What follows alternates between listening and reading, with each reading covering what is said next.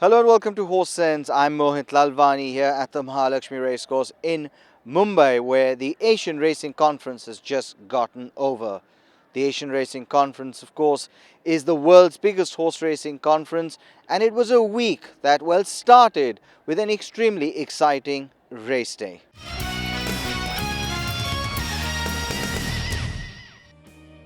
The Asian Racing Conference is the most important racing conference in Asia, if not the world, and is held every 2 years. The honour for 2016 went to India, and with over 600 high-powered delegates flying in from all over the world, it promised to be a week that would bring new and innovative ideas to the industry. The week of the 36th Asian Racing Conference began with the Asian Racing Federation Race Day, which hosted the Grade 1 Vilu Poonawalla Indian Oaks amongst a host of other races that found sponsorships from all parts of the racing world. The race meet was graced by Princess Zara Aga Khan. The race over 2,400 meters had a lineup of 17 fillies come into the parade ring, and the field included the 1,000 guineas winner Myrtlewood from India's champion trainer Pacey Shroff's yard. From a family that was best known for its milers, there were some who doubted her stamina. Wearing the blue silks, she proved to be much too strong for the others, demonstrating a turn of foot that was electric. She left the others standing still and took home the prize from the chairman of the Asian Racing Conference Working Group, Dr. Cyrus Poonawalla, and Princess Zara. Heaven is here, wave after wave, Cameroon on the outside, but Myrtlewood is well clear of Chef Dior. Myrtlewood winning the Vilu Poonawalla Indian Oaks from Chef Dior, fight for third between Shivalik Heroine and wave after wave, and Heaven is here.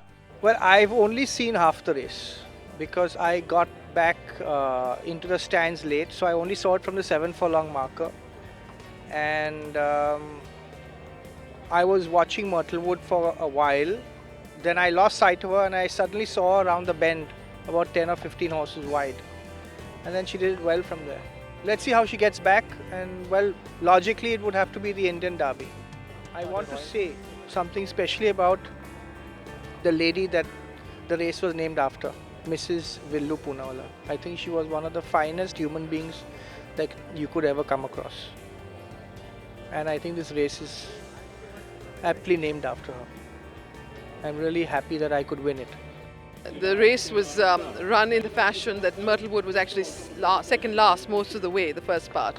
And when I thought that maybe she's not going to be able to keep up with the pace, she suddenly accelerated round the bend. She went 6 wide and then she came flying home. So I think as far as the race is concerned, it's a fairy book race. We had doubts on her stamina, but the way she won, she looked like she won by 4 lengths. She could have won by another 2. Well, we hope to run her in the Indian Derby next. Myrtlewood is the well-bred daughter of one of India's leading sires, multidimensional, and will target the colts in the Indian Derby this weekend.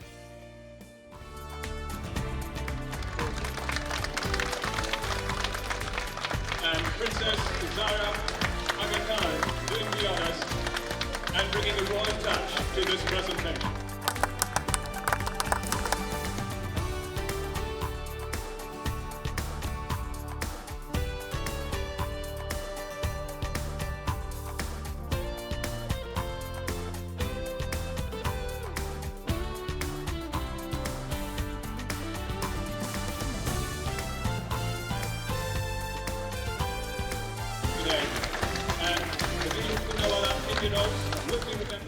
A few races earlier, India's highest stakes earner was sent out in the Breeders of India Turf Championships over 2,000 meters against 5 other rivals. With about $1 million to his credit so far, Quasar has become one of the best middle distance runners in India in the past decade or so. Carrying a heavy impost of 60 kilos on his back, he stretched away powerfully from his rivals despite being a touch underdone according to his connections. Quasar on the outside, just a shade ahead there of Booker Jones. He's being made to work here today. Quasar by about half a length to 1 length now, the good of Booker Jones and Shivalik Shahs. But going for the line now with 100 to run. Booker Jones fighting back. Quasar really having to work for this victory, but he's pulled away now by about 1.5 lengths there from Booker Jones. Going for the line, and Quasar keeps his winning streak to win from Booker Jones. Then there was Shivalik Shahs followed there way behind. It was a very fast run race. I'd like my partners to come, Mr. Tanmay and Mr. Padankar. So, very fast run race right from the beginning. I think it suited him broadly to win the race, but it got a little too fast in the end. I think 600, 800 from home, he was cruising still. So. I think he ran a very good race. It was a fast-paced race, as he mentioned. And let's see what we'll do afterwards. He's an excellent horse. That much only I can tell you. Kausar is a horse, I don't need to speak anything, he speaks himself. He won in a record timing mile and quarter today. And he had put on 12 kilos more than normal weight he runs. But still carrying 60 kilos, he has won, and I'm still happy. And I'm sure there are more scope of him doing well better in the future. The next race, I think we will be targeting for the in Chennai in the Invitation Cup.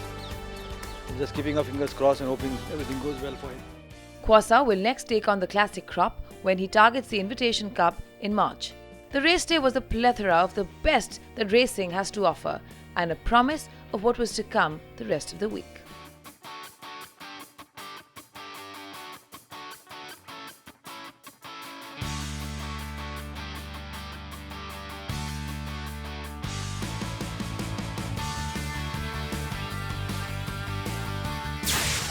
So we'll take a short break on that note and come right back with Horse Sense. Don't go anywhere.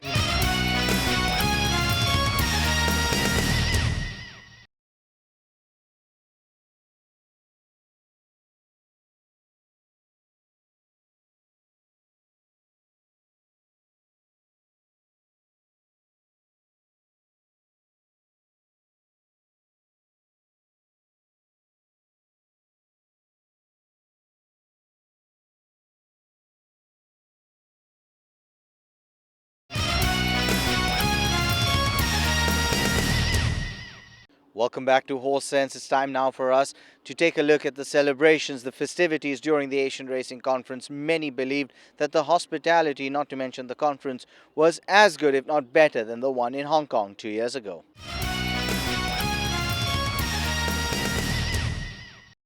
"20 years ago, the Asian Racing Conference was held in Mumbai, and delegates from all around the world and the who's who of racing made their way to the city of Mumbai to attend the three-day event. The opening ceremony this time was held on Monday night, and one of Bollywood's leading ladies, Jacqueline Fernandez, brought the roof down after the ceremonial opening. The tone for the occasion was set by the opening address delivered by the guest of honor, Princess Zara Aga Khan, who had everyone in rapt attention, hanging on to every word she said. Racing and breeding have always been seen as high-end activities, a frivolity associated with silly hats. But I would like to underline the fact that 90% of the time and effort involved in creating a racehorse are anchored in the rural economy, and that most of us spend far more time in our welly boots than in our top hats. The horse industry is an important part of the rural economy, employing millions of people around the world in areas of shrinking agricultural production. It supports farms and villages. It provides permanent year-round employment to riders, lads, farriers, vets, farmers, and businesses of all kind. As my father said, you can look at the horse in human life, in agriculture and war, as a vehicle of exploration for hundreds of years back. When you think about it, the horse is one of the most extraordinary phenomena we have. This industry preserves a species and also an entire population that nurtures that species. The conference, over 3 days on the 26th, 27th and 28th of January, had business sessions that covered the gamut of topics ranging from wagering to handicapping, from industry profiles to drug-free racing. The first day kicked off with a session on the wagering landscape in the horse racing industry, and the first session had the chairman of the ARC, who spoke about industry trends and strategies. First of all, good morning and a big welcome to all of you on behalf of the Asian Racing Federation. We have a very full agenda, and what we mentioned before, it goes from topics of movement of horses, quality control of races, and they are all very important. But we feel there is clearly one very, very important topic we want to address today, which is key to our industry, and that has to do with wagering income. If you look at a global worldwide trend, that wagering is the lifeblood of racing. If you look at income streams which wagering generate, it's different like football. where football, in a way, has no direct wagering income. Their main driver is broadcasting rights, which have exploded. But if you look at the wagering, at the racing industry, in the end, 75% of the income is generated directly or indirectly by wagering.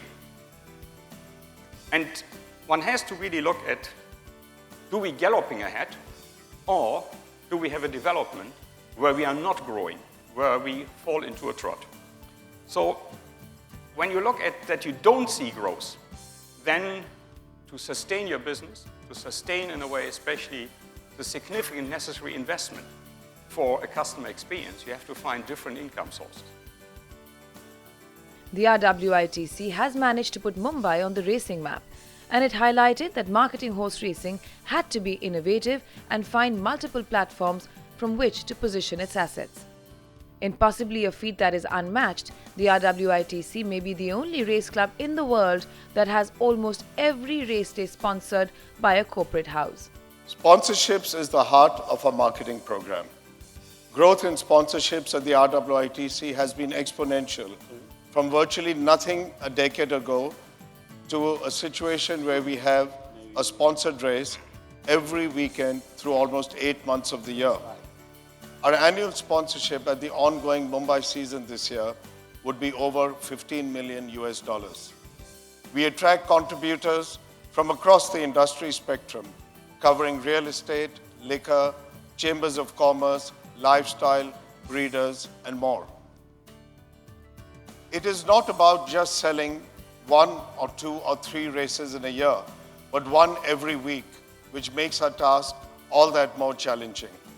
We have set a high benchmark and perhaps is the single most factor that has set our club in a league of its own.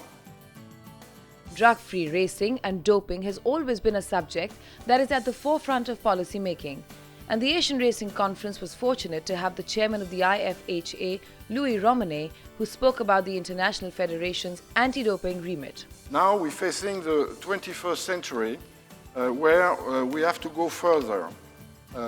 We are going from medication control to doping control. So we have addressed the problem of therapeutic substance.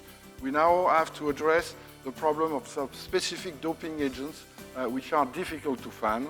We have the new challenge of gene doping and the possibility of the modification of the heritable genome, which must be strictly forbidden. And so clearly, we will permanently have to advance in order to follow all the scientific evolutions which we have. As was mentioned by the previous speaker, clearly the global integrity of racing is fundamental. It's a basic principle. That must be our permanent priority for the confidence of the betting people, on the punter, but also for the breeding industry. We are there to select the best breed in order that they will go back to stud and reproduce, and these horses must run clean of medication. That's very important. And we must, in our policy, we must cover the whole life of the thoroughbred, from its conception to its final retirement, and we must ensure full traceability and have permanent access to every horse and total transparency. We cannot accept that a horse suddenly disappears for 6 months, you don't know where he is, and he suddenly comes back and he wins a Group 1 race. I think that's not what's acceptable. That's why we must develop control in training. China could become the next frontier for horse racing, and while there are multiple players venturing into what may be the world's biggest racing market in the future, the Hong Kong Jockey Club has begun to execute its program for development there. It's the Hong Kong Jockey Club's approach to the development of this software, which I'll concentrate upon today. But before doing so, let me give you some context by explaining the rationale for our involvement. First, as you will have appreciated by now, I think that it bears point, elaborating on the point that the club has a long history of contribution and engagement in mainland China. This includes, but it's not limited to contributions connected with the horse industry. Secondly, as you're aware, the development of racing in the region is a core mission of the Asian Racing Federation, and as the host of the ARF Secretariat, the club takes this mission very seriously. Finally, there is in a sense a natural extension occurring here. Take for example the training of jockeys, work riders and stable staff. The vocational training capabilities we've built up in Hong Kong are already being deployed in mainland China. Since 2012, we've been delivering this training for our existing labour force needs across the border in Guaming. From this year, we'll commence training of locally recruited youth to become part of the skilled workforce at the Shungfa Training Centre. You will appreciate, therefore, that we are, in a very real sense, a natural partner to work with the governing bodies in China on the development of this nascent sport. As Winfried indicated in introducing this session, the club's entered into two such partnerships, one with the China Horse Industry Association and one with the Chinese Equestrian Association. Now, these partnerships have a broad compass. The week was resplendent with entertainment and hospitality that certainly set a benchmark for South Korea to follow as the next host in 2 years. And the racing poet could not have demonstrated the passion that many have for the sport any better. Why do they come on that June afternoon to the top of a hill at the capital's edge? Why sit in traffic for half of the day? Why are they here? Well, they've gathered to pledge an allegiance to one, and for centuries they've come to witness the run of the boy who'll be king, whose name could be sung for as long as men sing, who's proved that he holds all the aces you need, assuming the mantle that greatness bestows by placing himself at the head of his breed to put to the sword the most worthy of foes. Why do the names of the victors stand tall when a name is a name can mean nothing at all? Ask when you walk down your street or afar, have you heard of Nijinsky, Milreef or Shergar? Do you know what I mean when I speak in hushed tones? Do you know what I mean when you can't describe joy? Do you get what they get when one rises alone? Why the blood still runs fast at the mention of Troy. This is the Derby, and this is the race that the rest of the world, through its name, find a place for their own measurement, for their own litmus test, to find a horse worthy of calling the best. And it all started there, upon high Epsom Downs, where the greatest still fight for the greatest of crowns, where men stand as one, whether blue blood or red, whether born of the street or in purple are bred, and they stand here to cheer, and they stand here to call, and they stand to acclaim one who rose above all. This is the Derby, and this is the race. This, the Kingmaker. Hold tight, take your place. Thank you very much.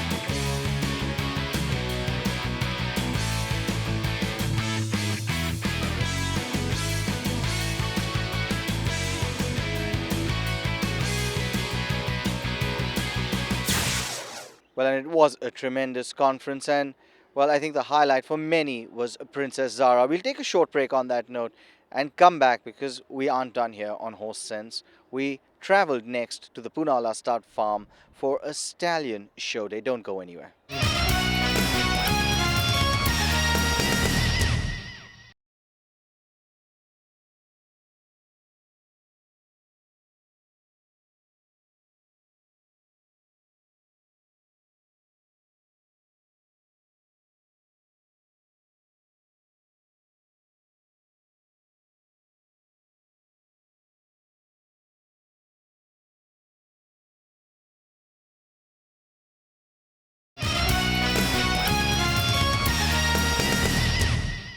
Welcome back to Horse Sense. Now, One of the leading stud farms in India is the Poonawalla Stud Farm, and there could not have been a better way to end the week of the Asian Racing Conference.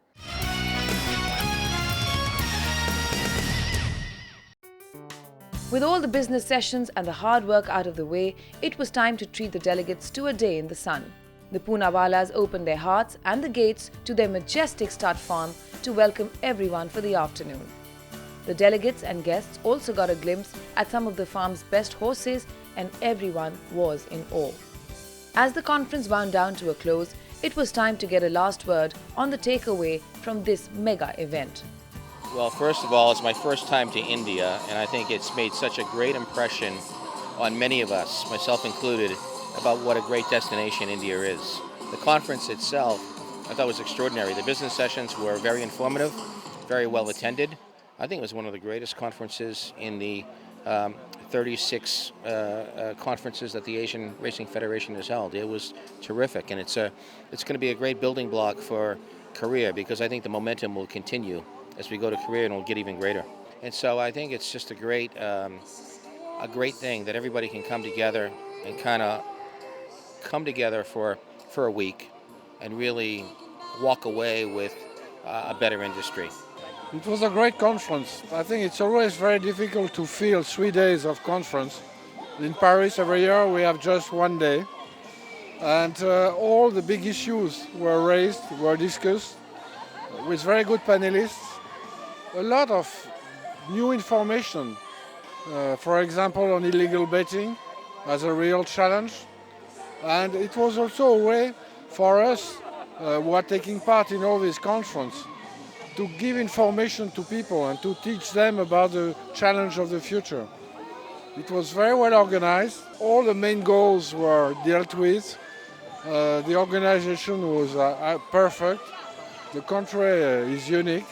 So I come back home full of ideas for my next conference.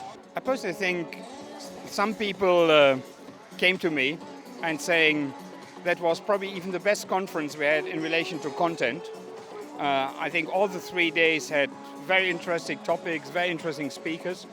I personally think we came to very innovative ideas we came to the conclusion that we have to work closer together, especially to fight illegal gambling, and the whole colorfulness, the whole entertainment around the conference was marvelous, and therefore India has been an absolute marvelous host, and especially Cyrus Poonawalla as the chairman of the organizing committee. One word: amazing. This has been an absolutely amazing Asian Racing Conference. Indeed, all of the racing conferences that are now held around the world, this would have to be the best I've been to. Look, we have talked about a lot of stuff. We had 12 business sessions over 3 days, and then before that we had the bureau meetings, including the Stewards Conference. A lot of very important ground covered. For me, the illegal gambling problem, that stands out as something that really was explored in the required detail, and encouragingly and importantly, we now have a way forward. That's essential. A lot of the marketing ideas were wonderful, and I know that delegates, they've said to me already, they'll take those back and start to apply them, so that's great. With all the praise coming their way, the men behind the event were tired but ecstatic with having put India right up there on the global racing map. I thought it went off very well. For our country, it was fabulous. Things went uneventfully, much better than my expectations.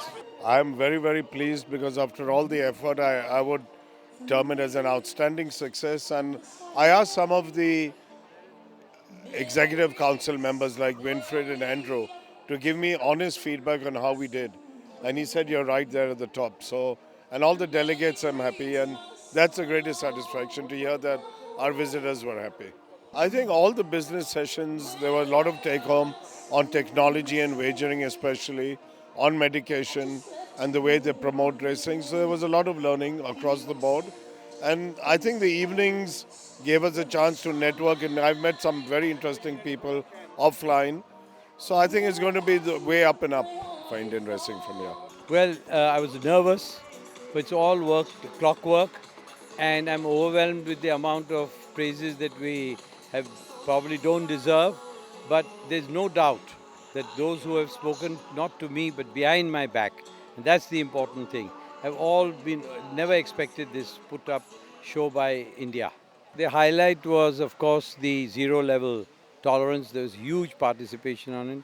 Message has gone down that the trainer is the responsible person unless he can prove that he was a victim of mitigating circumstances. And the stewards conference was brilliant. A lot of exchange of knowledge was taken place. These, in my opinion, were the two most important business sessions and the highlight of the conference. Well, and that's all we have on this episode of Horse Sense. Thank you for being our guest. As always, till I see you on the next episode, goodbye, and as always, may the horse be with you.